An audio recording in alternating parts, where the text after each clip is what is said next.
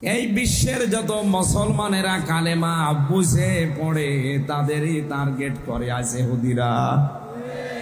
ফিলিস্তিনকে এমনি টার্গেট করে নাই।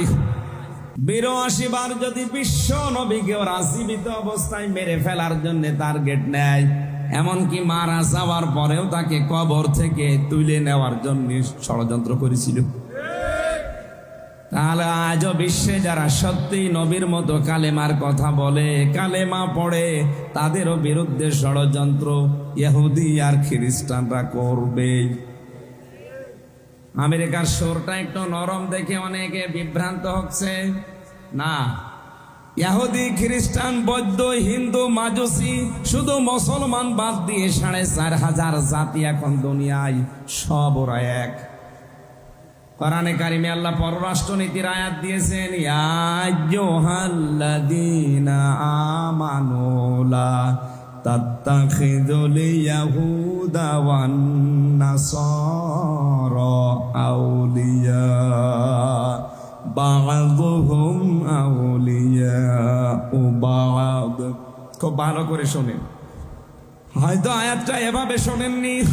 আলেম যারা আছে তাদেরকে বলছি, ওহে যারা ইমানের দাবি করো, এটা সূরা মায়েদার 51 নম্বর আয়াত, তাদেরকে বলছি লা তাত্তাখিযুল ইয়াহুদা ওয়ান নাসারা আউলিয়া, ইহুদি আর নাসারাদেরকে তোমরা কখনো বন্ধু হিসাবে গ্রহণ করবা না। এই আয়াতটা কার? বলেন বলেন। আয়াতের পরবর্তী শব্দ কি? বা'দুহুম আউলিয়াউ বা'দ, যখন তারা একে অপরের বন্ধু। পররাষ্ট্রনীতির এই আয়াতটা আল্লাহ এমনিতে নাযিল করেন নাই। বিশ্বে টিকে থাকতে হলে, বিশ্বে চলতে হলে পররাষ্ট্রনীতি এটা একটা ইবাদত, এটা আপনার লাগবে। ইহুদি, খ্রিস্টান, বৌদ্ধ, হিন্দু যারা আছে তারা যদি একে অপরের বন্ধু হয়ে কাজ করে, তখন আর তাদের সাথে মিল মহব্বত দিয়ে চলা যাবে না। আজ ইহুদিরা খ্রিস্টানদের বন্ধু, খ্রিস্টানরা হিন্দুদের বন্ধু, হিন্দুরা বৌদ্ধদের বন্ধু। আপনি কি মনে করছেন চীন, রাশিয়া, আমেরিকার সাথে দ্বন্দ্ব? এটা তো মুখে মুখে, ভেতরে ওদের সব এক, মুসলমান টাইট করার জন্য। আজ ফিলিস্তিনের পক্ষে শুধু মুসলমানের বাদ দিয়ে কেউ কথা বলছে না, অথচ তারাও তো মানুষ। আমি যেটা বোঝাতে চাচ্ছিলাম, কালেমা হচ্ছে বিপ্লবাত্মক একটা বাক্য।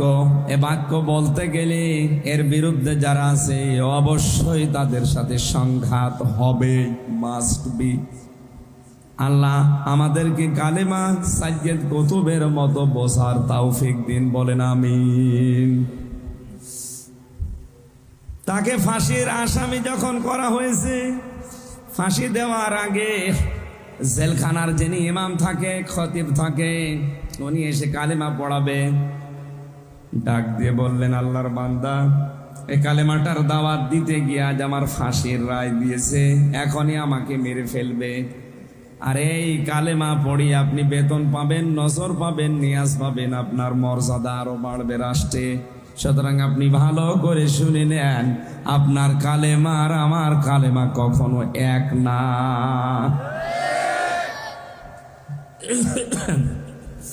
এদিন আমি শেষে আলেমের মর্যাদা কামনা করি না, আমি আলেমদের মর্যাদা কামনা করি। ওই আলেম, যে আলেমদেরকে ইমাম তাইমিয়া রাহমাতুল্লাহ আলাইহি জানিয়েছেন 3টা জায়গায় পাওয়া যায়। 1 নম্বরে মাটির নিচে, 2 নম্বরে জিহাদের ময়দানে, 3 নম্বরে জালেমের জেলখানায়। আল্লাহ আলেমদের মর্যাদা তুমি সত্যিই বাড়িয়ে দাও।